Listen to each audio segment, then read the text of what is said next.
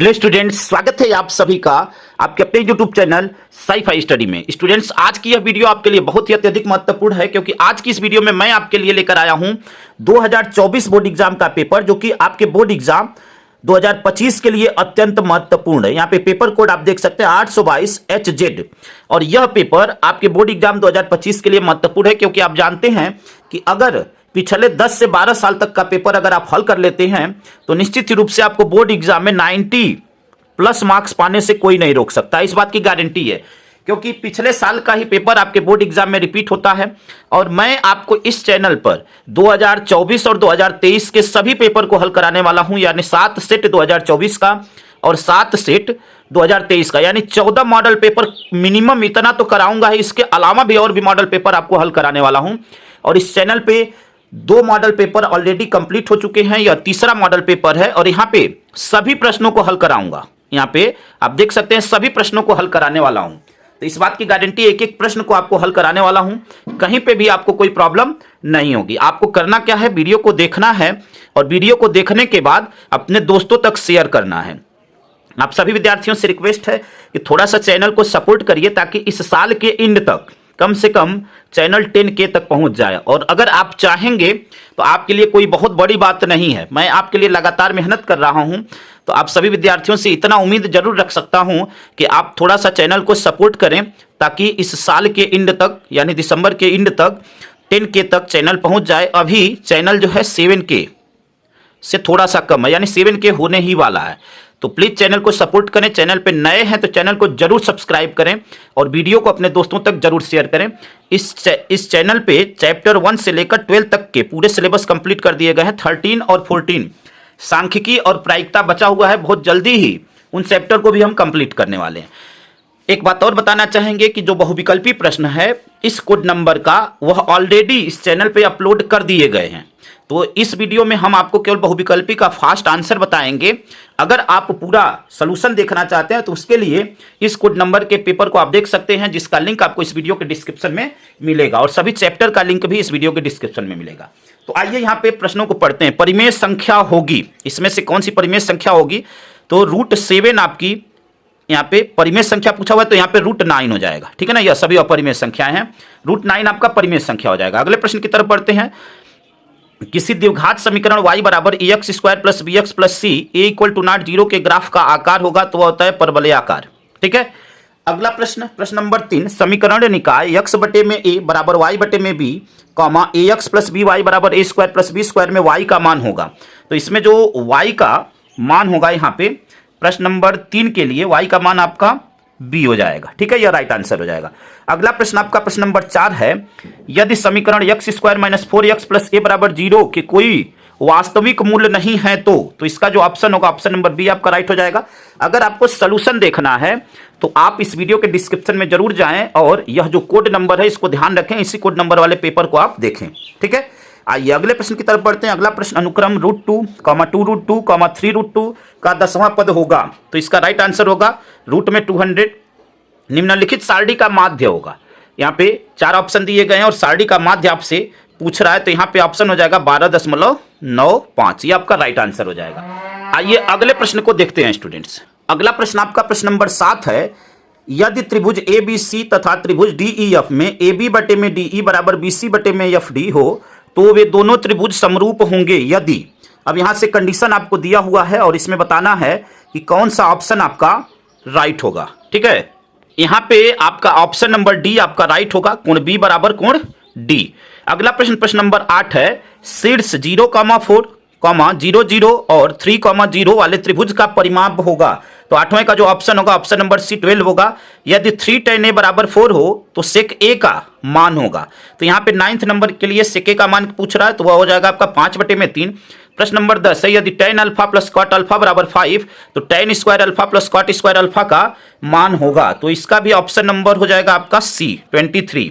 अगला प्रश्न, sin theta बराबर cosec थीटा तथा 0 smaller than theta smaller than π/2 तो थीटा का मान होगा। तो इसका ऑप्शन हो जाएगा ऑप्शन नंबर सी π/2। प्रश्न नंबर 12 है, यदि sin थीटा - cos थीटा बराबर 0 तो sin पे 4 थीटा + cos पे 4 थीटा का मान होगा। तो यहाँ पे प्रश्न नंबर 12 का राइट आंसर हो जाएगा 1/2। 2। अगर आप इसका सोल्यूशन देखना चाहते हैं तो इस वीडियो के डिस्क्रिप्शन में आपको लिंक दिया हुआ है, वहां से उस वीडियो को एक बार जरूर देखें। इसलिए बस यहाँ पे केवल फास्ट हम आपको ऑप्शन बता रहे हैं। एक बिंदु Q से एक वृत्त पर स्पर्श रेखा की लंबाई 24 सेंटीमीटर तथा Q की वृत्त के केंद्र से दूरी 25 सेंटीमीटर है, तो वृत्त की त्रिज्या होगी। तो यहाँ पे जो वृत्त की त्रिज्या होगी वह 7 सेंटीमीटर होगी। ऑप्शन नंबर ए आपका राइट हो जाएगा। प्रश्न नंबर 14 है, यदि एक बिंदु P से O केंद्र वाले किसी वृत्त पर PA PB स्पर्श रेखाएं परस्पर 80 अंश के कोण पर झुकी हों तो कोण POA होगा। तो इसका जो राइट आंसर होगा ऑप्शन नंबर बी 50 अंश होगा, यह आपका राइट आंसर हो जाएगा। अगला प्रश्न नंबर 15 है, R त्रिज्या वाले वृत्त के उच्च त्रिज्यखंड का क्षेत्रफल जिसका कोण थीटा है होगा। तो यहाँ पे राइट आंसर होगा ऑप्शन नंबर बी, थीटा बटे में 720 गुणे 2πr²। प्रश्न नंबर 14 है, प्रश्न नंबर 17 है, एक ठोस पाइप का व्यास 4 सेंटीमीटर है तथा उसकी लंबाई 20 सेंटीमीटर है। पाइप में प्रयुक्त धातु का आयतन होगा।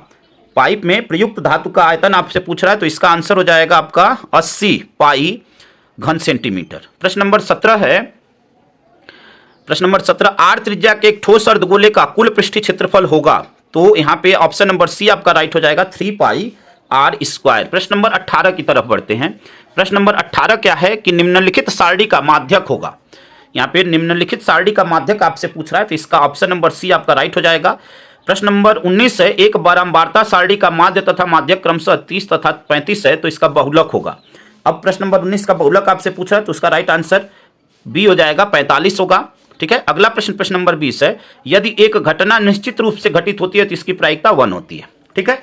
तो बहुविकल्पी प्रश्न को हमने फास्ट इसलिए बताया है क्योंकि आपको क्या करना है, आप अगर वीडियो सोल्यूशन देखना चाहते हैं तो इस वीडियो के डिस्क्रिप्शन में आपको लिंक दिया हुआ है, वहां से उस वीडियो को एक बार जरूर देखें। आइए यहाँ पे हल करने वाले प्रश्नों को हल करते हैं और एक एक स्टेप को ध्यानपूर्वक समझते हैं।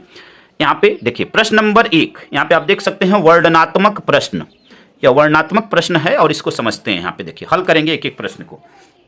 यहाँ पे देखिए सभी खंड कीजिए। अब बोला हुआ अभाज्य गुणनखंड विधि द्वारा 2520 और 10530 का लौस तथा मौसा ज्ञात कीजिए, यानी लघुत्तम समापवर्त और महत्तम समापवर्त ज्ञात करना है। एलसीएम और एचसीएफ आपको ज्ञात करना है। तो चलिए इसको हल करते हैं।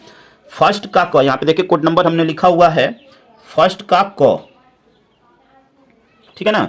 फर्स्ट के क में देखिए 2520, तो इसका हमें अभाज्य गुणनखंड करना है 2520। ठीक है। चलिए अभाज्य गुणनखंड करते हैं, इसको कट करते हैं। देखिए 2 से कट होगा, 2 एक कम 2, 2 दूनी 4, 2 छक्के 12, ठीक है ना, और यहाँ पे 0। ठीक है। देखिए 2 एक कम 2, 2 दूनी 4, 2 छक्के 12, 0। फिर 2 से कट होगा, 2 छक्के 12, 2 तिहाई 6 और यहाँ पे 0। ठीक है ना। अब फिर 2 से कट होगा, तो 2 से फिर कट करेंगे तो 2 तिहाई 6, 2 एक कम 2 और 2 पचे 10। ठीक है ना। अब यहाँ से देखिए अब यह 3 से कट होगा, तो 3 से कट करेंगे तो 3 एक कम 3, और यहाँ पे देखिए बहुत बच्चों का यहाँ पे गलत होता है, 3 पचे 15 तो होगा, लेकिन आप जानते हैं भाग देते समय 2 संख्या उतरती है तो बीच में 0 बढ़ता है। तो इस बात को आपको ध्यान में रखना है, यहीं पे अक्सर बच्चों की गलतियां होती हैं। 3 से फिर कट करेंगे तो यह क्या हो जाएगा आपका 3 तिरी के 9 और 3 पचे 15। फिर 5 से करेंगे तो क्या हो जाएगा 5 सते 35। फिर 7 से करेंगे तो 7 एक कम 7। ठीक है। अब अगला नंबर क्या है देखिए 10530, 10530। तो चलिए उसको कर लेते हैं, उसका अभाज्य गुणनखंड करते हैं 10530। इसमें भाग देते हैं तो यहाँ पे क्या होगा देखिए 2 पचे 10, 2 दूनी 4, 1 13, 2 छक्के 12, 2 पचे 10। ठीक है। अब यह देखिए किससे कटेगा आपका 3 से कटेगा। ठीक है ना। देखिए आपको जो विभाज्यता का नियम है वह ध्यान होना चाहिए। अब इन सभी संख्याओं को जोड़ेंगे तो देखिए क्या आएगा 5 2 7, 7 6 13, 13 5 18, 18 3 के पहाड़ा में आता है, तो ये संख्या 3 से डिविजिबल होगी, भाग देने पर कट जाएगी। ठीक है। विभाज्य होगी। 3 एक कम 3, 5 में से 3 गया 2, 22, 3 सत्ते 21, 1 16, 3 पचे 15 और फिर 1 15, 3 पचे 15। फिर देखते हैं 10, 5 5 10, 7 17 1 18। फिर 3 से यह कटेगा क्योंकि 18 3 के पहाड़ा में आता है। तो यहाँ पे 3 पचे 15, 17 में से 15 गया 2 25, 3 8 24, 1 15, 3 पचे 15। फिर यह 5 यह फिर ऐड करने पर क्या हो रहा है 18 हो रहा है, फिर 3 से कटेगा। ठीक है ना। तो फिर 3 से कट करेंगे तो देखिए 3 एक कम 3, ठीक, 2 28, 3 9 27, 1 15, 3 पचे 15। तो अब यहाँ पे फिर 3 से कटेगा, 9 5 14 1 15 हो रहा है, तो फिर 3 से कटेगा, 3 6 18, 1 15, 3 पचे 15, ठीक है ना। आई होप कि यहाँ तक समझ गए होंगे। अब यह किससे कटेगा आपका, अब यह 5 से कटेगा, तो 5 एकम 5 और 5 तिहाई 15 और यहाँ पे 13 एकम 13, ठीक है। अब यहाँ से देखिए एलसीएम, पहले यहाँ पे एलसीएम पूछा हुआ है यानी लॉसा। तो लॉसा देखिए क्या होता है कि जो दोनों संख्याओं में आया होगा उसको सिंगल बार लिखेंगे, बाकी और जो बचे होंगे उन सभी को लिख लेंगे, ठीक है ना। तो चलिए हम यहीं से डायरेक्ट लेते हैं संख्याओं को। देखिए 2 यहाँ भी आया हुआ है, यहाँ भी आया हुआ है, तो उसको एक बार लिखेंगे, ठीक। अब फिर और कहीं 2 नहीं आया हुआ है, ठीक है ना। तो बाकी यहाँ पे कितने 2 बचे और 2 बचे हुए हैं, तो उसको भी यहाँ पे हम लिख लेंगे, ठीक है। अच्छा अब 3 देखिए, यहाँ पे 2 बार 3 आया हुआ है, यहाँ पे भी 2 बार 3 आया हुआ है, तो इन दोनों 3 को हम सिंगल टाइम्स लिखेंगे, इन दोनों 3 को सिंगल टाइम्स। अब यहाँ पे क्या बचा, यहाँ पे 2 3 एक्स्ट्रा बच रहा है, तो चलिए उन दोनों 3 को भी लिख लेंगे, ठीक है। अब यहाँ पे देखिए 5 यहाँ पे भी आया हुआ है, यहाँ पे भी आया हुआ है, तो इसको सिंगल बार लिखेंगे, ठीक है। फिर यहाँ पे क्या आया हुआ है, यहाँ पे 7 और यहाँ पे 13, इन सभी को भी लिख लेंगे। अब सभी नंबर आ गए, देखिए 2 एक बार, फिर जो बचा उसको लिख लिए, फिर 3 दोनों में 2 बार आया हुआ है, तो उसको एक बार लिखे, एक बार 3 लिखे, और जो बच गया उसको लिख लिए, ठीक है। फिर 5 आया, 5 को लिख लिए एक बार, फिर 7 आया, 7 को लिख लिया, और फिर 13 को। अब इन सभी का हम लोग क्या कर देंगे, गुणा कर देंगे। तो गुणा करेंगे, देखिए क्या हो जाएगा, 2 दूनी 4 दूनी 8 तरीके 24, 24 तिया 72, ठीक है। 72 तिहाई हो जाएगा 3 दूनी 6, या चलिए 3 तरीके 9, तो 72 नवा हो जाएगा आपका, 9 दूनी 18, 9 सत्ते 63 और 1 64, ठीक है ना। 72 देखिए 72 नवा आपका 9 दूनी 18 के 8, 9 सत्ते 63 1 64, 648, ठीक है। 2 दूनी 4 दूनी 8 तरीक 24 तिया 72, 72 नवा 648। अब इधर से देखिए यहाँ पे 5 सत्ते 35, 35 और 13, चलिए इसका गुणा कर लेते हैं, ठीक है ना। तो हम वीडियो के बीच में गुणा करके नहीं दिखाएंगे क्योंकि वीडियो लंबा हो जाएगा। तो इसका जब गुणा करेंगे हम लोग, तो देखिए गुणा करने पर क्या आ जाएगा, यह आ जाएगा आपका 294840। तो यह तो एलसीएम हो गया। अब मौसा निकालना यानी महत्तम समापवर्त निकालना है, तो महत्तम समापवर्त वही होगा जो दोनों में उपस्थित होता है। तो देखिए दोनों में 2 आया हुआ है, तो 2 को लिख लेंगे, मल्टीप्लाई। अब यहाँ पे क्या आया हुआ है, देखिए 2 3 आया हुआ है, तो 2 3 को लिख लेंगे, ठीक है। और एक 5 आया हुआ है, तो एक 5 को लिख लेंगे, गुणा कर लेंगे, 2 तिहाई 6, 6 तरीके 18, 18 पचे 90, ठीक है। तो यह आपका लॉसा और मौसा आ गया। कौन से विधि से आपसे पूछा हुआ है, आपसे पूछा हुआ है अभाज्य गुणनखंड विधि से, तो यह अभाज्य गुणनखंड विधि से यह हो गया, ठीक है। और आंसर भी इसका सेम आया होगा अगर आप चेक करेंगे तो। चलिए अगले प्रश्न की तरफ बढ़ते हैं। अगला प्रश्न आपका यहाँ पे, सिद्ध कीजिए कि 2√3 एक अपरिमेय संख्या है।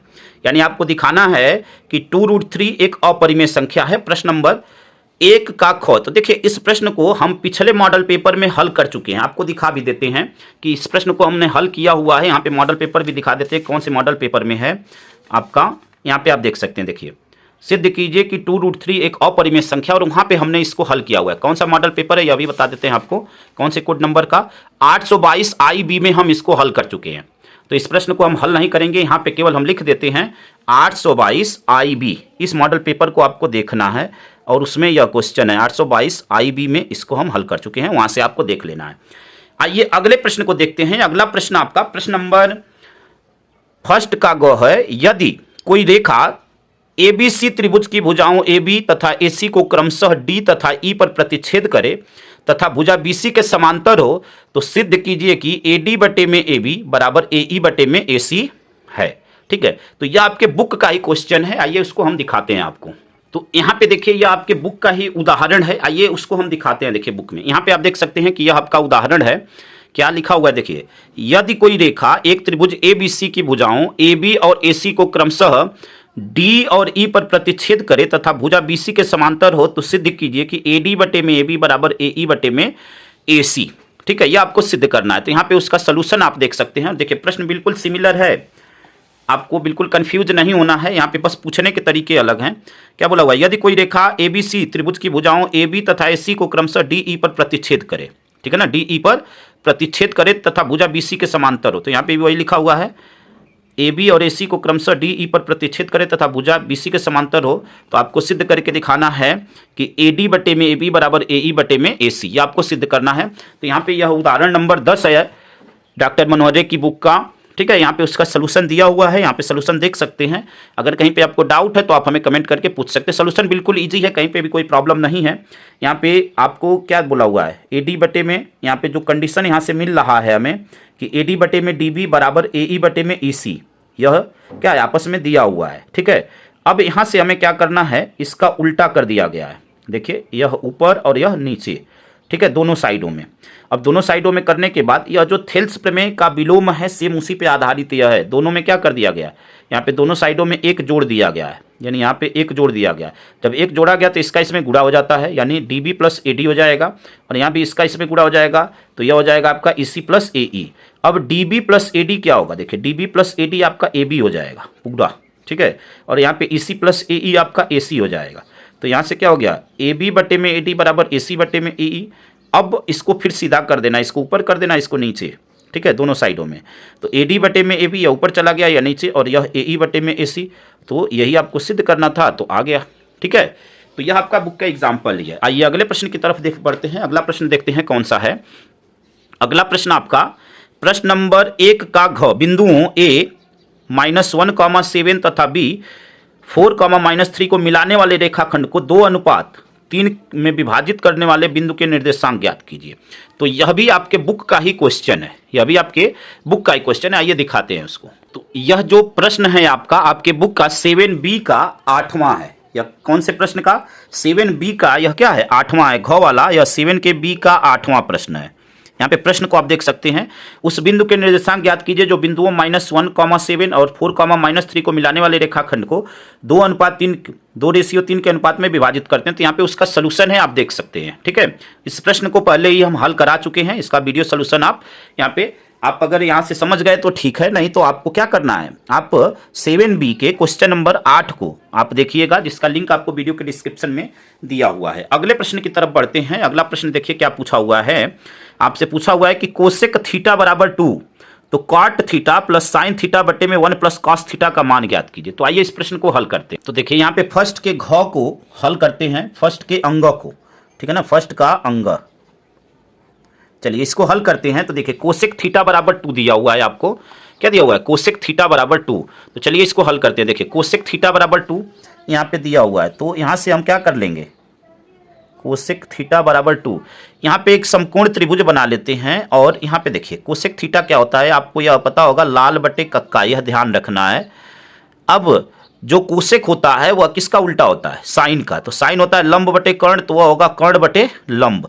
अब यहाँ पे देखिए इसके बटे में 1 हम लिख सकते हैं, तो कर्ण यानी ऊपर वाला कर्ण हो जाएगा, यानी 2 कर्ण होगा, और लंब नीचे हो जाएगा, उल्टा का मतलब। तो लंब जो है क्या हो जाएगा, यहाँ पे कर्ण की बात आप करेंगे तो देखिए इसका यहाँ पे कर्ण क्या हो जाएगा, साइन का उल्टा होता है ना, तो कर्ण ऊपर जाएगा यानी 2 हो जाएगा, और लंब जो है 1 हो जाएगा।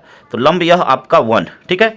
अब हमें क्या चाहिए, क्या हमें cot theta, sine theta, cos theta का मान निकालकर यहीं पे रख देना है। देखिए यहाँ पे मान रख देना है। तो अब यहाँ से मान निकालेंगे और हम लोग यहाँ पे रखेंगे। तो सबसे पहले इसके लिए हम क्या करें, यहाँ पे देखिए यह कर्ण है, यह लंब है, आधार निकाल लेते हैं। चलिए हम इसका नाम रख लेते हैं ABC, ठीक है। तो हमें BC के मान के लिए क्या हो जाएगा, BC बराबर हो जाएगा रूट में AB² माइनस AC², ठीक है। तो AB का मान क्या है 2, 2 का स्क्वायर हो जाएगा 4, माइनस AC का मान है 1, 1 का स्क्वायर 1 ही होगा, 4 में से 1 गया तो 3 हो जाएगा, रूट में 3, यानी BC का मान क्या आ गया, रूट में 3।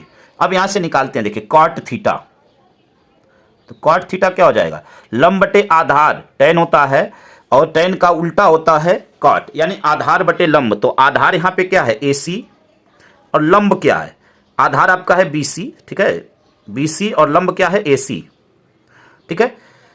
यहाँ पे देखिए आधार बटे लंब, तो आधार आपका BC और लंब आपका AC। तो यहाँ से मान रख देंगे, BC का मान क्या है, देखिए BC का मान रूट में 3, ठीक है, और AC का मान बटे में 1, तो 1 लिखेंगे तो यही आएगा, यानी रूट में 3 आएगा। और हमें क्या चाहिए, साइन थीटा चाहिए। देखिए साइन थीटा चाहिए और कॉस थीटा चाहिए। तो साइन थीटा का मान निकाल लेते हैं यहाँ से, साइन थीटा बराबर, तो साइन थीटा तो हम इसी से निकाल सकते हैं, 1/2 हो जाएगा, ठीक है ना, या यहाँ से भी निकाल सकते हैं, लंब बटे कर्ण, तो लंब 1 और कर्ण 2, साइन थीटा हो गया। कॉस थीटा निकाल लेते हैं, कॉस की हमें जरूरत है, तो कॉस थीटा बराबर यहाँ से क्या हो जाएगा, आधार बटे कर्ण, तो आधार आपका क्या है √3 और कर्ण क्या है 2, तो यानी √3/2।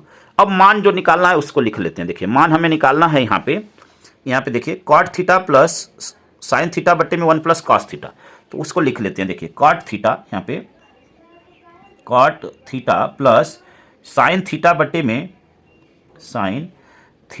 में 1 plus cos theta, 1 plus cos theta. यहाँ से सभी का मान रख देंगे। अब सभी मानों को यहाँ पे रख देते हैं। तो देखिए cot थीटा का मान हमने निकाला है √3 प्लस साइन थीटा का मान क्या आया है, साइन थीटा का मान है 1/2, 1/2 बटे में 1 प्लस कॉस थीटा का मान है √3/2। इसी को हल कर लेना है तो हमें मान प्राप्त हो जाएगा। तो देखिए √3 प्लस 1/2 बटे में देखिए इसका इसमें गुणा यानी 2 प्लस √3 और बटे में 2। ठीक है ना। आई होप कि इस बात को आप अच्छी तरह समझ गए होंगे। अब यहाँ से हम क्या कर सकते हैं, देखिए यहाँ से √3 अब प्लस इसका रेसिप्रोकल हो जाता है यानी 1/2 और गुणे 2/2 प्लस √3, तो 2 से 2 तो कट जाएगा। अब यह क्या बचा आपका, देखिए यहाँ पे √3 अब प्लस 1/2 प्लस √3, तो यही आपका क्या हो जाएगा, आंसर हो जाएगा। यही आपको मान निकालना था, तो यही आपका क्या हो जाएगा, आंसर हो जाएगा। अगले प्रश्न को देखते हैं स्टूडेंट्स। अगला प्रश्न आपका प्रश्न नंबर फर्स्ट का जो है, सिद्ध कीजिए कि बिंदु 5, -2, 6, 4 और 7, -2 एक समद्विबाहु त्रिभुज के शीर्ष हैं। ठीक है, तो यह भी आपके बुक का ही क्वेश्चन है। आइए इसको हम दिखाते हैं आपको। तो यहाँ पे यह प्रश्न आप देख सकते हैं कि आपके बुक का 7A का 9 नंबर का क्वेश्चन है। यहाँ पे देखिए वहाँ पे सिद्ध कीजिए बोला हुआ है, यहाँ पे जांच कीजिए कि एक क्या बिंदु 5, -2, 6, 4 और 7, -2 एक समबाहु त्रिभुज के शीर्ष हैं। तो आप देख सकते हैं कि यही प्रश्न है बिल्कुल। यहाँ पे सिद्ध कीजिए या जांच कीजिए, बातें कही है। ठीक है, बिंदु भी सेम है, तो इसको आपको इसका आप वीडियो सोल्यूशन देख सकते हैं। यहाँ पे हम लिख दे रहे हैं 7A का 9, 7A का यह 9 नंबर का क्वेश्चन है, जहाँ पे आप चैप्टर का लिंक आपको दिया हुआ है, वहाँ से इस वीडियो को आप देख सकते हैं। आइए अगले प्रश्न की तरफ बढ़ते हैं। अगला प्रश्न आपका प्रश्न नंबर 2, किन्हीं 5 खंडों को हल कीजिए। दिखाइए कि रैखिक समीकरण 3x - y = 2 तथा 9x - 3y = 6 के अनेक हल हैं। चलिए यहाँ से इसको हल ही करते हैं। देखिए हल करेंगे तो क्या हमें मिलेगा। यहाँ पे सबसे पहले प्रश्न को डाल लेते हैं, 2 का क हल करते हैं। देखिए यहाँ पे क्या दिया हुआ है, हमें जो समीकरण दिया हुआ है उसको लिख लेते हैं। 3x - y = 2 तथा 9x - 3y = 6, यह दिया हुआ है। यहाँ से हम a1, a2, b1, b2, c1, c2 का मान ज्ञात करेंगे। तो देखिए यह जो पहला मान होता है x का, जो है x के साथ x का जो गुणांक है वह a1 का होता है, यानी a1 बराबर यहाँ से है 3। ठीक है, देखिए b1 बराबर क्या है, यहाँ पे देखिए गुणांक में कुछ नहीं है तो 1 होता है, माइनस लगा हुआ है तो माइनस सहित लेंगे। c1 बराबर क्या है 2, अब c1 बराबर 2। ठीक है, यहाँ पे देखिए यहाँ से अब a1 का मान लेंगे तो a1 बराबर a2, सॉरी यहाँ पे a1 हो गया तो यह a2, दूसरे समीकरण से a2 बराबर 9, b2 बराबर -3 और c2 बराबर 6।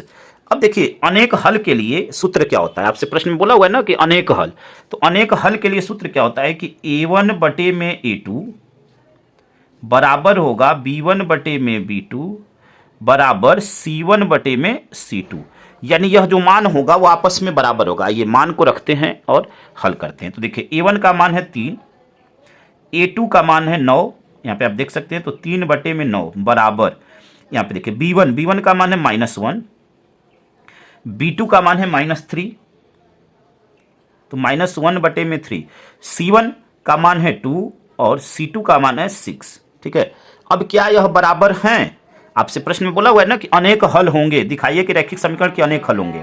तो अब यहाँ पे तो अभी आपको बराबर नहीं दिख रहा है, लेकिन यह है बराबर। कैसे, देखिए 3 1 कम 3, 3 3 के 9, यहाँ पे माइनस माइनस प्लस हो जाएगा, 2 1 कम 2, 2 3 6, यानी यहाँ से हमें क्या मिला, देखिए 1/3 बराबर 1/3 बराबर 1/3, यानी यह सभी आपस में बराबर हैं। अतः इस समीकरण के क्या होंगे, यही दिखाना था आपको कि अनेक हल होंगे, तो अब यह सभी बराबर हो गए तो इसके अनेक हल होंगे। आई होप कि यहाँ तक आप बिल्कुल अच्छी तरह समझ गए होंगे। आइए अगले प्रश्न की तरफ बढ़ते हैं। अगला प्रश्न आपका प्रश्न नंबर 2 का ख, भूमि के किसी बिंदु P से एक 10 मीटर ऊंचे भवन के शिखर का उन्नयन कोण 30 अंश है। भवन के शिखर पर एक ध्वज है, ध्वज के शिखर का P से उन्नयन कोण 45 अंश है, तो ध्वज दंड की लंबाई ज्ञात कीजिए। तो ये अभी आपके बुक का क्वेश्चन है, आपको दिखाते हैं इसको। देखिए यह आपके बुक का एग्जाम्पल नंबर 2 है। यहां पे आप देख सकते हैं, देखिए भूमि के एक बिंदु P से एक 10 मीटर ऊंचे भवन के शिखर का उन्नयन कोण 30 अंश है। भवन के शिखर पर ध्वज को लहराया गया है, P से ध्वज के शिखर का उन्नयन कोण 45 अंश है।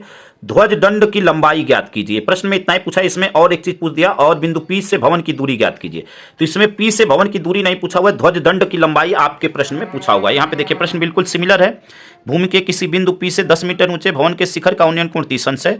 भवन के शिखर पर एक ध्वज है, ध्वज के शिखर का पीक से उन्नयन कोण 45 अंश है, तो ध्वज दंड की लंबाई।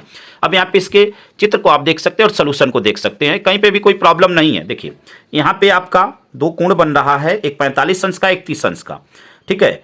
अब यहाँ से आप क्या किया गया, पहले बड़े वाले, यहाँ पे छोटे वाले में tan 30 अंश, तो tan 30 अंश तो क्या होता है, tan क्या होता है आपका लंब बटे आधार, ठीक है। तो लंब यहाँ पे आप देख रहे हैं कि AB है और आधार क्या है, PA या AP है। यहाँ से मान रख लिया गया AB का मान 10, जैसा कि प्रश्न में बोला हुआ है 10 मीटर ऊंचे भवन, ठीक है। तो यह भवन की ऊंचाई है और यहाँ से यहाँ तक यह झंडे की ऊंचाई है। तो अब यहाँ से tan 30 का मान रखा गया 1/√10 और यह 10/में AP, यहाँ से तिरछा गुणा कर लिया गया, तो AP बराबर 10 कड़ी में 3, कड़ी में 3 का मान होता है 1.732, गुणा कर लिया गया 17.32 हो गया। अब जो DB है, यानी यहाँ से यहाँ के बीच की जो दूरी है उसको x मीटर माना गया है। तो x मीटर माना गया, तो पूरी, अब बड़े त्रिभुज के लिए जब बात करेंगे तो पूरी ऊंचाई क्या हो जाएगी, यह 10 है और यह x, तो 10 + x हो जाएगी, यानी जो AD का मान हुआ वह 10 + x हुआ। अब बड़े त्रिभुज में बात करेंगे यानी PAD में, तो tan 45 हो जाएगा, क्योंकि बड़ी त्रिभुज के लिए एंगल 45 अंश है। तो उसके लिए भी लंब बटे आधार यानी AD बटे में AP, और AD का मान 10 + x है और बटे में 10 कड़ी में 3। 45 का मान, tan 45 का मान 1 होता है, यहाँ से तिरछा गुणा कर लेंगे तो 10 + x बराबर 10 कड़ी में 3, 10 का पक्षांतर कर देंगे, कड़ी में 3 कॉमन हो जाएगा, ठीक है ना, या ध्यान कड़ी में 3 नहीं, 10 कॉमन हो जाएगा तो कड़ी में 3 - 1 हो जाएगा। अब यहाँ से क्या करेंगे कि कड़ी में 3 का मान रख दिया गया, उसमें से 1 माइनस किया गया, तो यह आया 10 का गुणा कर लिया गया, तो x का मान 7.32 मीटर आया। यही आपका आंसर हो जाएगा। यही जो है ध्वज दंड की लंबाई हो जाएगी। आपको P से भवन की दूरी नहीं पूछा हुआ है, तो इसको निकालने की जरूरत नहीं है, ठीक है। 7.32 यही आपका क्या हो जाएगा, आंसर हो जाएगा, ठीक है। आई होप कि इस प्रश्न को आप अच्छी तरह समझ गए होंगे। आइए अगले प्रश्न की तरफ बढ़ते हैं स्टूडेंट्स। अगला प्रश्न आपका प्रश्न नंबर 1 का ग, 2 अंकों से बनी संख्या के अंकों का योग 9 है। यदि संख्या के अंकों को पलट दिया जाए तो नई संख्या मूल संख्या से 27 अधिक है, संख्या ज्ञात कीजिए। तो आइए इस प्रश्न को हल करते हैं। चलिए यहाँ पे दूसरे पेज पे चलते हैं और वहाँ पे हल करते हैं, यहाँ पे स्पेस नहीं है। तो आइए इस प्रश्न को हल करते हैं। प्रश्न नंबर 1 का ग, ठीक है। तो आइए यहाँ पे प्रश्न नंबर 2 का ग, ठीक है। तो यहाँ पे डाल लेते हैं 2 का ग। अब यहाँ पे हम क्या मानेंगे कि माना संख्या का इकाई का अंक y तथा दहाई का अंक x है, ऐसे मान लेते हैं। चलिए माना, ठीक है, माना संख्या के इकाई हम किसी को x y मान सकते हैं, कोई प्रॉब्लम नहीं है। इकाई का अंक, चलिए हम y मान लेते हैं, y तथा दहाई का अंक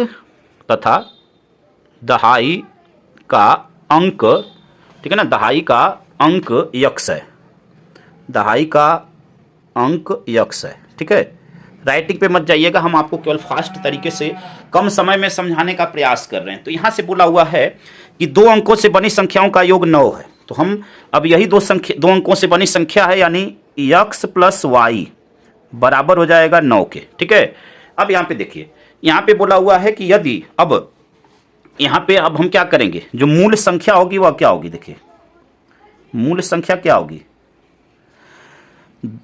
x किसको माना हुआ है, दहाई को, तो मूल संख्या 10x + y हो जाएगी, ठीक है ना। अब देखिए जब अंक को बदला जा रहा है तब नई संख्या क्या बनेगी, ठीक है ना। अंक को बदलने पर, यानी अंक बदलने पर, तो जब अंक बदलेंगे तो क्या हो जाएगा, x + 10y हो जाएगा, यानी 10 इसके साथ चला जाएगा, x + 10y। अंक बदलने पर यह संख्या बन गई, ठीक है। अब यहाँ पे प्रश्न में बोला हुआ है कि जब अंक बदला जा रहा है, यदि संख्या के अंकों को पलट दिया जाए तो नई संख्या मूल संख्या से 27 अधिक है, यानी जो नई संख्या बन रही है, यहाँ से देखिए प्रश्नानुसार क्या हो जाएगा, प्रश्नानुसार जो नई संख्या बन रही है, ठीक है ना, नई संख्या यानी नई संख्या यही बन रही है ना, 10y प्लस यक्स बराबर वह मूल संख्या से 27 अधिक है, ठीक है ना, मूल संख्या से 27 अधिक है। तो मूल संख्या क्या है, 10x प्लस वाई और उससे 27 अधिक मतलब प्लस 27, इसी को हल कर लेना है। इसको चलिए समीकरण 1 बना देते हैं, ठीक है। पक्षांतर करेंगे तो देखिए यहाँ से क्या आ जाएगा, y वाले को पक्षांतर करेंगे तो 10y में से यहाँ पे गुणांक में 1 होगा तो 1y जाएगा तो क्या हो जाएगा, 9y हो जाएगा। हम डायरेक्ट लिख रहे हैं, ध्यान रखिएगा। यहाँ पे देखिए, यहाँ पे भी अब यक्स वाले को पक्षांतर करेंगे तो 10 में से 1 जाएगा 9 और यह माइनस में होगा, यानी 9y बराबर 27, ठीक है ना। अब यहाँ से हम क्या करेंगे, यहाँ पे यक्स होगा, ठीक है। अब यहाँ से हम 9 कॉमन ले लेंगे तो यह क्या हो जाएगा, y माइनस एक्स, और जो 9 कॉमन लेंगे वो इधर भेज देंगे तो बट्टे में आ जाएगा 9 3 27, यानी y माइनस एक्स बराबर 3, ठीक है। आई होप कि इस बात को समझ गए होंगे। इसको समीकरण 2 बना लेंगे। अब समीकरण 1 और 2 को जोड़ने पर, यह लाइन आपको लिखना है प्रॉपर, समीकरण 1 तथा 2 को जोड़ने पर हम डायरेक्ट यहाँ पे जोड़ रहे हैं, देखिए। तो यह y और प्लस यक्स, इसको हम इधर उधर लिख सकते हैं, कोई प्रॉब्लम नहीं है, बराबर। हम इधर उधर इसलिए किए हैं ताकि यक्स के नीचे यक्स आए। चलिए यहाँ पे देखिए, यक्स से यक्स कट गया, 2y बराबर क्या हो जाएगा, 9 3 12, 2 छके 12, y बराबर क्या आ गया, 6। y का मान समीकरण 1 या 2 किसी में रख सकते हैं। चलिए समीकरण 1 में रखेंगे तो हमें x का मान मिलेगा, x बराबर देखिए y का पक्षांतर करेंगे तो 9 माइनस 6 बराबर 3। तो x का मान क्या आया, x का मान आया 3 और y का मान 6। अब मूल संख्या हमें क्या मिलेगी, हमें जो संख्या प्राप्त होगी, तो मूल संख्या क्या प्राप्त होगी, मूल संख्या वह क्या थी, 10x प्लस वाई, ठीक है ना, 10x प्लस वाई। तो 10 और यक्स का मान क्या है, यक्स का मान 3, तो 10 मल्टीप्लाई 3 और y का मान है 6 तो प्लस 6, 10 3 30 प्लस 6 36। तो वह संख्या या तो 36 होगी या इसको उल्टेंगे तो वह संख्या क्या होगी, 63 होगी। यही आपका क्या हो जाएगा, आंसर हो जाएगा, ठीक है। आई होप कि इस प्रश्न को आप अच्छी तरह समझ गए होंगे। आइए अगले प्रश्न की तरफ बढ़ते हैं। अगला प्रश्न आपका प्रश्न नंबर 2 का घ, ठीक है, 2 का घ। तो 2 का घ है, दिए गए चित्र में यदि AB बराबर AC हो तो सिद्ध कीजिए कि BE बराबर EC है। यहाँ पे चित्र दिया हुआ है, देखिए हमें टोटल इस पार्ट में 5 ही प्रश्न को करना है, तो हम चाहें तो इसको छोड़ भी सकते हैं, कोई प्रॉब्लम नहीं है। तो आइए अगले प्रश्न की तरफ बढ़ते हैं। अगला प्रश्न, निम्नलिखित बारंबारता सारणी का माध्यक 28.5 हो तो यक्स और वाई के मान ज्ञात कीजिए, जबकि बारंबारताओं का योग 80 है। यहाँ पे वर्ग अंतराल आपको दिया हुआ है और बारंबारताओं का योग आपसे 80 दिया हुआ है, लेकिन यही क्वेश्चन बुक में यहाँ पे 60 दिया हुआ है। तो कहीं ना कहीं यहाँ पे हो सकता है कि मिसिंग किया हो, या कैलकुलेशन किसी भी संख्या को रख कर लेंगे। एग्जाम में जो लिखा रहेगा उसी के हिसाब से उसको आप हल कर सकते हैं। तो अभी यह चैप्टर हम कराए नहीं हुए हैं, तो यहाँ पे हम इसको हल करा देते हैं। प्रश्न को देखिए, चलिए यहाँ पे इसको हल करते हैं। 2 का अंग, ठीक है ना, प्रश्न नंबर 2 का अंग यहाँ पे डाल देते हैं, 2 का अंग, ठीक है। अब यहाँ पे हम क्या करेंगे, सबसे पहले यहाँ पे हम वर्ग अंतराल बारंबारता और संचयी बारंबारता निकालेंगे। तो देखिए वर्ग अंतराल, ठीक है। फिर अगला कॉलम बनाएंगे बारंबारता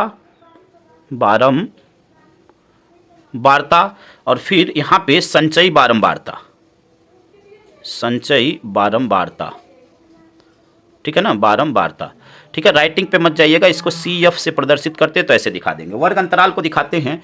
वर्ग अंतराल 50 से 60 तक है, 0 से 10 से चालू होकर 50 से 60 तक। तो चलिए 0 से 10, 10 से 20, 20 से 30, 30 से 40। राइटिंग पे मत जाइएगा, हम पुनः एक बार कहते हैं, क्योंकि अगर हम स्लो करने लगेंगे तो वीडियो काफ़ी लंबा हो जाएगा। 50 से 60, ठीक है, यहाँ तक दिया हुआ है, आप देख सकते हैं। अब यहाँ पे बारंबारता दिया हुआ है, देखिए बारंबारता क्या दिया हुआ है, 5 यक्स 20 15 वाई और 5। तो यहाँ पे लिख लेते हैं बारंबारता को। देखिए बारंबारता है 5 यक्स, फिर 20, फिर 15, फिर वाई, फिर 15 और फिर वाई और फिर 5। यह बारंबारता है। संचयी बारंबारता कैसे निकालते हैं ये समझते हैं इसको। देखिए सबसे पहले यहाँ पे जो मान लिखा हुआ है उसको लिख देंगे, उसके बाद वाले को उसमें ऐड कर देते हैं, यानी 5 प्लस यक्स हो जाएगा यह। फिर उसके बाद वाले को उसमें 5 प्लस यक्स प्लस 20, तो 20 5 25, 25 प्लस यक्स, ठीक है। फिर उसके बाद वाले को तो 25 और 15 जुड़ेगा तो क्या हो जाएगा 40, 40 प्लस यक्स। फिर उसके बाद वाले को, तो अब यहाँ पे क्या है वाई है, तो यह क्या हो जाएगा 40 प्लस यक्स प्लस वाई, फिर उसके बाद वाले को तो 40 और 5 45, तो 45 प्लस यक्स प्लस वाई। अब यहाँ पे देखिए, अगर इसको लेकर हल करेंगे, हम किसी को लेकर हल कर सकते हैं जैसा प्रश्न में देगा, बट बुक में यह 60 दिया हुआ है तो हम यहाँ पे 60 ही रख कर रहे हैं, ठीक है ना, क्योंकि हमें ऐसा लग रहा है कि यहाँ पे मिसप्रिंट है, ठीक, तो हम 60 रख कर रहे हैं। अगर प्रश्न में आपको जैसा पूछेगा उसके हिसाब से करेंगे, ठीक है, उसमें कोई प्रॉब्लम नहीं है। चलिए, तो हम यहाँ पे मान लेते हैं कि यहाँ पे जो बारंबारताओं का योग यहाँ पे दिया हुआ है, योग वह आपका दिया हुआ है n बराबर 60। देखिए, जो संचयी बारंबारता आती है और यह दोनों आपस में बराबर होते हैं, यह दोनों आपस में क्या होते हैं, बराबर होते हैं। यानी हमें यहाँ से मिल गया, ठीक है ना, n का मान क्या मिला, 60, n बराबर 60 मिल गया, ठीक। अब जब n बराबर 60 मिल गया तो यहाँ से n/2 जब निकालेंगे, n/2, तो n/2 क्या हो जाएगा, 60/2 बराबर यानी 30वां पद, ठीक है ना। अब यहाँ से एक चीज़ और निकालना है कि इन दोनों को बराबर करना है, यानी 45 प्लस यक्स प्लस वाई बराबर 60, क्योंकि जो संचयी बारंबारता और बारंबारता इन दोनों का योग आपस में बराबर होता है, तो यहाँ पे यक्स प्लस वाई बराबर हो जाएगा, 45 का पक्षांतर करेंगे तो 60 में से 45 जाएगा 15, समीकरण 1 बना लेंगे इसको, ठीक है ना। अब यहाँ से देखिए हमें क्या क्या चीज़ें मिल रही हैं, इसको समीकरण 1 बना लेंगे। अब यहाँ पे आप देख रहे हैं कि 30वां पद, ठीक है ना, 30वां पद, तो 30वां पद हमें कहाँ पे मिल रहा है, देखिए 20 30, यानी 30वां पद यहाँ पे मिल रहा है, ठीक है ना। या आप सिंपल यह समझ लीजिए, देखिए बता रहे हैं आपको, यहाँ से आपको सबसे पहले क्या दिया हुआ है, माध्यक वर्ग दिया हुआ है प्रश्न में 28.5, तो हमें जो जो चीज़ें पता है पहले उसको लिख लेते हैं। यहाँ पे सबसे पहले माध्यक वर्ग लिखते हैं, ठीक है ना, माध्यक वर्ग, तो यहाँ पे माध्यक वर्ग, चलिए इधर लिख लेते हैं, माध्यक वर्ग बराबर क्या हो जाएगा, 28.5, यह आपको दिया हुआ है। अब हमें क्या चाहिए, हमें और क्या क्या चाहिए, सबसे पहले अब यहाँ पे देखिए आपको ध्यान रखना है 30, तो यहाँ पे अब देखेंगे 30वां पद आपका कहाँ पे मिलेगा, यहाँ पे, या सिंपल आपको इससे ध्यान रखना है, माध्यक वर्ग आपका 28.5 है, तो 28.5 किस वर्ग अंतराल के बीच में आएगा, आप ये भी समझ सकते हैं। तो 28.5 इसमें से किस वर्ग अंतराल के बीच में आएगा, तो यानी 20 और 30 के बीच में आएगा, ठीक है ना, इसी के बीच में ना हमें 28.5 कहीं पे मिलेगा, तो 28.5 मिल गया, तो यह जो लाइन होगी यह आपका यफ का मान हो गया, इसके ऊपर जो होती है वह संचयी बारंबारता यानी CF होती है, ठीक है ना, यह ध्यान रखना है आपको, ठीक। अब यहाँ से मान रखते हैं, एक एक मान को रखते हैं, यह आपकी लोअर लिमिट हो गई जिसे हम यल से प्रदर्शित कर सकते हैं, यानी यल बराबर 20, यल बराबर क्या हुआ 20, यह F जो कि बारंबारता उसकी हो गई F बराबर 20, H क्या हो जाएगा, H यानी upper limit minus lower limit, तो 30 में से 20 जाएगा तो 10 हो जाएगा, यानी H बराबर हो जाएगा 10, ठीक है। अब यहाँ से देखिए और हमें क्या चाहिए, संचयी बारंबारता हमें मिल गई 5 प्लस यक्स, संचयी बारंबारता को CF से लिखते हैं, तो 5 प्लस यक्स। आपसे प्रश्न में पूछ क्या रहा है, प्रश्न में आपसे पूछा हुआ है कि क्या पूछा हुआ है आपसे, निम्नलिखित सारणी का माध्यक दिया हुआ है, यक्स वाई का मान पूछ रहा है, तो यक्स वाई के मान के लिए हम सबसे पहले इसका माध्यक निकालेंगे। तो देखिए माध्यक के लिए सूत्र क्या होता है, यहाँ पे लिखते हैं, देखिए माध्यक बराबर सूत्र होता है यल प्लस, देखिए आपको सूत्र याद होना बहुत जरूरी है, n/2, ठीक है, माइनस CF यानी संचयी बारंबारता पूरे के बटे में यहाँ पे F और गुणे में H मान रखते हैं। माध्यक का मान है, माध्यक वर्ग है 28.5, यल का मान क्या है, यल का मान हमने अभी यहाँ पे लिखा हुआ है 20, n/2, तो n/2 का मान है 30, ठीक है ना, 30 माइनस संचयी बारंबारता कितनी है, संचयी बारंबारता 5 प्लस यक्स है, यहाँ पे 5 प्लस यक्स होगा, ठीक है ना। तो देखिए माइनस है, जब माइनस का गुणा होगा तो यह -5 और माइनस यक्स हो जाएगा, बटे में F का मान क्या है, F का मान है 20 और गुणे में 10, तो देखिए 10 से इसमें भाग दे देंगे 2 आ जाएगा, 20 का पक्षांतर करेंगे तो 28.5 माइनस 20, ठीक है, 28.5 माइनस 20 और चलिए गुणे में 2, ऐसे कर लेते हैं। अब यहाँ पे देखिए 30 में से 5 जाएगा तो क्या हो जाएगा 25 माइनस यक्स, यहाँ पे 28.5 में से 20 जाएगा तो यह क्या हो जाएगा 8.5 में 2 का गुणा कर लेंगे, देखिए 28.5 में 20 गया तो 8.5 में 2 का गुणा करेंगे, 2 × 5 = 10 के 0, 2 × 8 = 16, 1 17, ठीक है ना, 17, 25 का इधर पक्षांतर करेंगे तो -25 बराबर माइनस यक्स, 25 में से 17 जाएगा तो 8 होगा, यानी माइनस में 8 बराबर माइनस यक्स, माइनस माइनस मिलकर प्लस हो गया, यक्स बराबर क्या आ गया 8 आ गया, यक्स बराबर 8। ठीक है, आई होप कि इस बात को आप समझ गए होंगे। अब यही x का मान हम क्या करेंगे, समीकरण 1 में रख सकते हैं। चलिए यहाँ पे रख देंगे तो हमें y का मान मिल जाएगा। देखिए x का स्थान पे 8 रखेंगे तो पक्षांतर कर देंगे तो y बराबर 15 में से 8 गया 7 हो जाएगा। ठीक है, y बराबर 7। आपको थोड़ा सा प्रॉपर ढंग से लिख लेना है। हम यहाँ पे थोड़ा सा फास्ट तरीके से करने का प्रयास कर रहे हैं ताकि जल्दी सभी प्रश्न आपके हो जाएं कम समय में। ठीक है ना, तो y का मान क्या आ गया, 7 आ गया। ठीक है, आई होप कि यहाँ तक आप बिल्कुल अच्छी तरह समझ गए होंगे इस प्रश्न को और यही आपका आंसर हो जाएगा। x और y का मान आपसे पूछ रहा था। आइए अगले प्रश्न की तरफ बढ़ते हैं स्टूडेंट्स। अगला प्रश्न देखते हैं क्या दिया हुआ है। अगला प्रश्न, यदि दो पासे, यहाँ पे आप देख सकते हैं, देखिए यदि दो पासे एक साथ फेंके जाते हैं तो दोनों पासों की संख्या का योगफल 7 से छोटा होने की प्रायिकता ज्ञात करो। 7 से छोटा होने की प्रायिकता आपको बताना है। तो आइए इस प्रश्न को हल करते हैं। उससे पहले एक नया पेज ले लेते हैं। तो चलिए इस प्रश्न को हल करते हैं। सबसे पहले यहाँ पे 2 का चौ, ठीक है, 2 का चौ, ठीक है, तो 2 के चौ को हल करते हैं। यहाँ पे देखिए प्रश्न में क्या बोला हुआ है, दो पासे को एक साथ फेंका जाता है। तो सबसे पहले हम यह जान लें कि दो पासों में टोटल संख्या कितनी होगी। दो पासों की कुल संख्या, एक पासे पे जो नंबर होते हैं वह 6 होते हैं, दो पासों पर मिलाकर टोटल नंबरों की संख्या 12 हो जाएगी। अब प्रश्न में क्या बोला हुआ है समझिएगा। तो दोनों पासों की संख्या का योगफल 7 से छोटा होने की प्रायिकता। अब 7 से छोटा कितनी बार आ सकता है, देखिए 7 से छोटे नंबर यहां पे लिखेंगे, 7 से छोटी, या ऐसे लिखेंगे पासे में 7 से छोटी संख्या, पासे में, दो पासे में 7 से छोटी संख्या, ठीक है, 7 से छोटी संख्या का योगफल, यानी कौन कौन सी कितनी संभावनाएं होंगी, ठीक है ना, योगफल।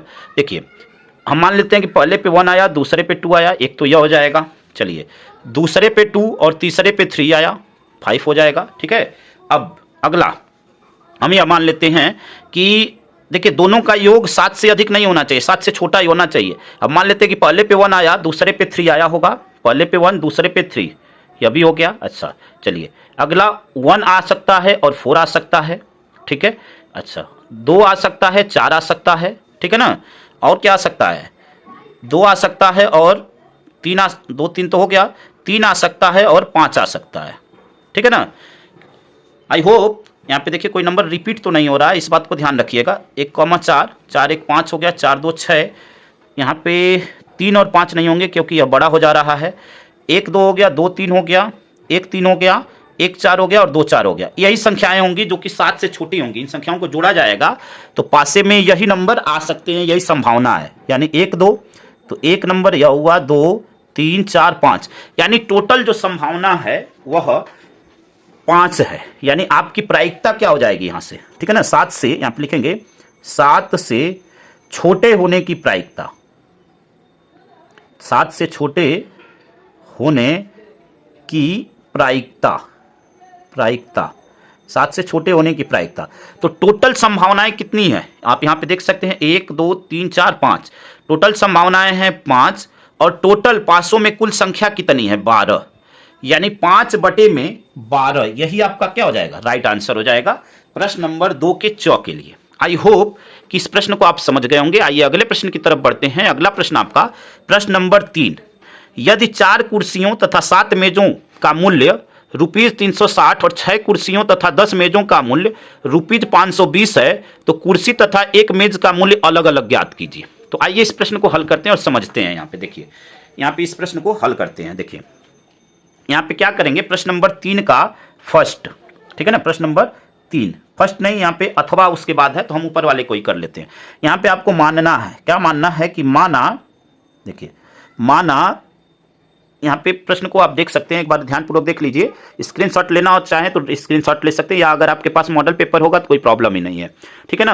यहाँ पे आप देख लीजिए, कुर्सियों की संख्या को हम x मानेंगे, मेज की संख्या को y मानेंगे, ठीक है। तो हम मान लेते हैं कि माना एक कुर्सी का मूल्य x तथा एक मेज का मूल्य वाई है, वाई रुपीज़ है, ठीक है, इस टाइप से मानना है आपको, एग्जाम में साफ साफ लिखना है। अब यहाँ से बोला हुआ 4 कुर्सी और 7 मेज, तो देखिए जब एक कुर्सी का मूल्य x रुपए है तो 4 कुर्सी का मूल्य क्या होगा, 4x होगा, और 7 मेज का मूल्य, एक मेज का मूल्य y है तो 7 मेज का मूल्य 7y हो जाएगा। यह बराबर है, इन दोनों का मिलाकर जो रेट है 360 है, तो इसको, यह आपका समीकरण 1 हो गया। दूसरी कंडीशन कह रहा है कि 6 कुर्सी और 10 मेज, तो यह हो जाएगा 6x और यह हो जाएगा 10y, और इसका जो रेट है वह है 520। अब आपसे एक कुर्सी और एक मेज का मूल्य पूछ रहा है, इसको समीकरण 2 बना लेंगे, तो यानी x और y का मान आपको निकालना है, यह आपका समीकरण बन गया, इससे x y का मान निकालना है। तो देखिए हम किसी एक पक्ष को बराबर कर सकते हैं, चलिए हम यहाँ पे y वाले को बराबर करते हैं, तो हम समीकरण 1 में 7 से गुणा और समीकरण 1 में 10 से गुणा और समीकरण 2 में 7 से गुणा करके और हल कर लेंगे, तो एक पक्ष आपका क्या हो जाएगा, कट जाएगा, ठीक है ना। तो यहाँ पे गुणा करिए, देखिए अब समीकरण 1 में आपको 10 से, देखिए हम पूरा लाइन नहीं लिख रहे हैं, आपको बस समझा रहे हैं, समीकरण 1 गुणे 10 तथा समीकरण 2 गुणे 7, ठीक है, आपको प्रॉपर लिखना है समीकरण 1 में 10 से, ठीक है ना, समीकरण 1 में 10 से और समीकरण 2 में 7 से गुणा करके घटाने पर। तो यहाँ पे देखिए अब गुणा करते हैं, देखिए गुणा करेंगे समीकरण 1 में 10 से तो सभी पदों में गुणा होगा, 10 चौके 40, ठीक है ना, 10 चौके 40x प्लस 10 सत्ते 70y बराबर 3600, ठीक है। इसमें 7 का गुणा करें तो 7 छक 42x और यहाँ पे प्लस 7 दहा में 70y बराबर 5000, यहाँ पे 520 है ना, तो 5200 हो जाएगा। अब माइनस करना है आपको, घटा लेंगे तो यह तो कट जाएगा, ठीक है ना, यह क्या हो गया, कट हो गया। अब 42 में से 40 जाएगा तो -2x बराबर, यहाँ पे माइनस करिए, देखिए अब यहाँ पे माइनस करेंगे तो 52 में से 36 को माइनस करेंगे तो क्या हो जाएगा, देखिए 52, 36 और 36 में 14 जोड़ेंगे तो क्या हो जाएगा, 36 में 14 जुड़ेगा 50 और 2 52 यानी 16 हो जाएगा, 1600। तो यक्स का मान चाहिए हमें, ठीक है ना, हमें किसका मान चाहिए, यहाँ पे गुणा करने में गड़बड़ी हो गया, देखिए इसमें 7 से गुणा करना था, हम 10 से कर दिए हैं, ठीक है ना, देखिए 7 छक 42 और यहाँ पे 10 सत्ते 70, यहाँ पे 7 का गुणा करना था, तो यह क्या जाएगा 0, 7 दूनी 14 के 4, 7 पचे 35, 1 36, ठीक है। तो यह क्या आ जाएगा 3640 में से 3600 माइनस करेंगे तो यह आ जाएगा माइनस में 40 और यहाँ पे माइनस में x। अब देखिए कि हम यहाँ से क्या कर सकते हैं, यहाँ पे माइनस माइनस प्लस हो जाएगा और 2 यह कहाँ जाएगा बटे में, तो 2 से भाग दे देंगे तो 20 आ जाएगा, यानी यक्स हमने किसको माना था, कुर्सी को, तो कुर्सी का मूल्य 20 हो गया। यही मान हम उठाकर किसी समीकरण में रख दें, समीकरण 1 या 2 कहीं पे भी रख दें तो हमें y का मान मिल जाएगा। आई होप कि अब इस मान को आप रख कर निकाल लेंगे, कहीं पे भी कोई प्रॉब्लम नहीं होगी, ठीक है। तो y का मान आपको खुद निकालना है, कुर्सी का मूल्य हो गया 20 रुपए, ऐसे ही आपको मेज का मूल्य निकाल लेना है, चाहे समीकरण 1 या 2 किसी में रखकर आपको निकाल लेना है। अगले प्रश्न की तरफ बढ़ते हैं। अगला प्रश्न आपका देखिए, अब यह इसके अथवा में है तो हम इसको छोड़ सकते हैं, ठीक। प्रश्न नंबर 4 आपका यहाँ पे है कि एक बहुमंजिल भवन के शिखर से देखने पर, ठीक है ना, प्रश्न नंबर 4 आप देख सकते हैं, शिखर से देखने पर एक 8 मीटर ऊंचे भवन के शिखर तथा तल का अवनमन कोण क्रमशः 30 अंश तथा 45 अंश पाया गया। बहुमंजिल भवन की ऊंचाई और दोनों भवनों के बीच की दूरी ज्ञात कीजिए। तो यह प्रश्न आपके बुक का है, आइए उसको हम दिखाते हैं। अब देखिए यह आपके बुक का यह एग्जाम्पल है, ठीक है ना, यहाँ पे आपको दिखा देते हैं एग्जाम्पल को। देखिए यहाँ पे आप देख सकते हैं, देखिए सेम प्रश्न है, एक बहुमंजिल भवन के शिखर से देखने पर एक 8 मीटर ऊंचे भवन के शिखर और तल के अवनमन कोण 30 अंश और 45 अंश है। बहुमंजिल भवन की ऊंचाई और दो भवनों के बीच की दूरी ज्ञात कीजिए। और देखिए यह भी प्रश्न सेम वही है, भवनों के बीच की दूरी और बहुमंजिल भवन की ऊंचाई और दोनों भवनों के बीच की दूरी ज्ञात कीजिए। तो यहाँ पे यह उसका सलूशन है, इस सलूशन को आप देख सकते हैं। अगर कहीं पे आपको कठिनाई होती है तो आप हमें कमेंट करके पूछ सकते हैं, आपके पूरे डाउट को हम क्लियर करेंगे। यहाँ पे पूरे सलूशन को हम दिखा देते हैं। अगर आपको स्क्रीनशॉट लेना है तो स्क्रीनशॉट ले सकते हैं, या आप अगर अपनी कॉपी में नोट करेंगे तो यह आपके लिए बेटर ऑप्शन होगा, ठीक है ना। कॉपी में अगर नोट करेंगे तो काफ़ी अच्छा होगा, क्योंकि एग्जाम के टाइम में आपको रिविजन करने में आसानी होगी, ठीक है ना। एग्जाम के टाइम में आपको रिवीजन करने में आसानी होगी। तो आई होप कि आप इसको लिख चुके होंगे, ठीक है। आइए अगले प्रश्न की तरफ बढ़ते हैं। अगला प्रश्न आपका प्रश्न नंबर, यहाँ पे देखिए जो फोर्थ का जो अथवा वाला है वह भी आपके बुक का ही क्वेश्चन है। फोर्थ का जो अथवा है वो आपके बुक का क्वेश्चन है। चलिए हम बता देते हैं, और इस प्रश्न को हम हल करा चुके हैं। तो यह आपका है 8वें के सी का 8वां क्वेश्चन है आपके एक्सरसाइज का। 8वें के सी यानी प्रश्नावली 8C का 8वां क्वेश्चन है, ये आपके बुक का क्वेश्चन है। इसको ऑलरेडी हम हल करा चुके हैं, तो ये अभी अगर आप देखना चाहते हैं तो इस प्रश्न को आप देख सकते हैं। ठीक है, अब देखिए यहां से प्रश्न नंबर 5 है, दिए गए चित्र का संपूर्ण पृष्ठीय क्षेत्रफल ज्ञात कीजिए जहां AB बराबर 3.5 तथा खिलौने की ऊंचाई CD बराबर 5 सेंटीमीटर, और यहाँ पे चित्र दिया हुआ है और यह प्रश्न भी अथवा में है। ठीक है ना, यह प्रश्न भी क्या है, अथवा में है। और यहाँ पे देखिए अथवा वाला अब आपसे पूछा हुआ है। अथवा में क्या पूछा हुआ है कि पानी से भरे एक अर्धगोलीय टैंकों को एक पाइप के द्वारा 3/4/7 लीटर प्रति सेकंड की दर से खाली किया जाता है। यह पाइप टैंक को आधा खाली करने में कितना समय लेगा यदि टैंक का व्यास 3 मीटर है। तो यह आपके बुक का एग्जाम्पल है। ठीक है, तो हम दोनों में से किसी एक को हल कर सकते हैं। तो चलिए हम इसी को आपको दिखा देते हैं। ठीक है, आइए इसके एग्जाम्पल को दिखाते हैं कि कहाँ पे है आपके बुक में यह उदाहरण। तो अब यहाँ पे देखिए ये आपके बुक का एग्जाम्पल है, आइए आपको दिखाते हैं। यहाँ पे देखिए उदाहरण नंबर आप देख सकते हैं 3, यह बिल्कुल सेम टू सेम प्रश्न आपका है आपके बुक का। पानी से पूरी भरी हुई अर्धगोलाकार टंकी को एक पाइप द्वारा 3/4/7 लीटर प्रति सेकंड की दर से खाली किया जाता है। उसमें बोला हुआ है कि वह कितने समय में खाली हो जाएगी यदि टंकी का व्यास 3 मीटर है। यहाँ पे टंकी का व्यास पहले दे दिया है और कितने समय में खाली होगी, आधी खाली होगी, यह आपसे पूछ रहा है। ठीक है, तो यह बिल्कुल सिमिलर प्रश्न है और आप देख रहे हैं कि यह प्रश्न बोर्ड एग्जाम में आया हुआ है। इससे आपको क्या पता चलता है कि प्रश्न जो है बार बार रिपीट करता है। 2017 में आया, बीच में भी यह प्रश्न रिपीट हुआ था और फिर यह आपका 2024 में आया हुआ है। ठीक है, तो ऐसे ही प्रश्न आपके बोर्ड एग्जाम में रिपीट होते हैं। अगर पीछे के आप प्रश्न को करते हैं तो आपको कहीं पे भी कठिनाई नहीं होगी। इसके सलूशन को सबसे पहले देख लीजिए। ठीक है, ये आपका सलूशन है। सोचिए कि इतना ही बड़ा प्रश्न है और आपके बोर्ड एग्जाम में 6 नंबर का है, तो आप समझ सकते हैं 6 नंबर का प्रश्न ऐसा नहीं है कि बहुत बड़ा पूछता है, आपको बस थोड़ा सा समझना है और ध्यानपूर्वक करना है। तो आई होप कि आप पूरे प्रश्न को अच्छी तरह समझ गए होंगे।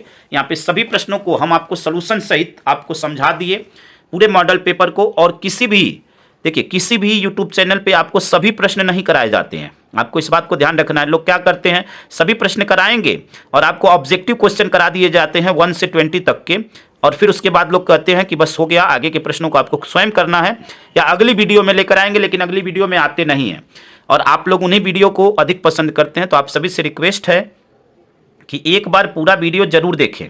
ठीक है, पूरा वीडियो जरूर देखें। आपको प्रत्येक प्रश्न को हमने सॉल्यूशन सहित समझाया है और लगातार हम आपके लिए मेहनत कर रहे हैं। और देखिए, जब भी वीडियो आपके पास जाता है तो वीडियो को ध्यानपूर्वक देखिए, अपने एग्जाम की तैयारी अच्छे से करिए। चैनल पे नए हैं तो चैनल को जरूर सब्सक्राइब करिए। आपको क्या करना है, सब्सक्राइब करना है, लाइक करना है और कमेंट करना है आपको।